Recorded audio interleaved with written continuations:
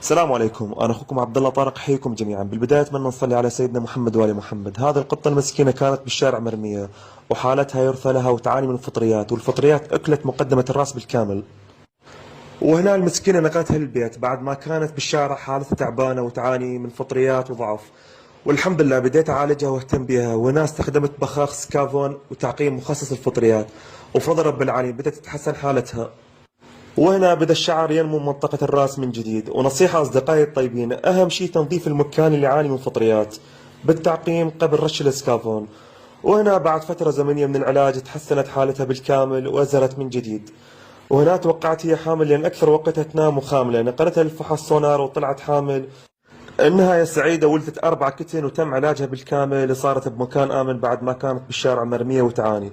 هذه الحيوانات مسكينة كل شيء تسويه لهم أجر عظيم عند الله.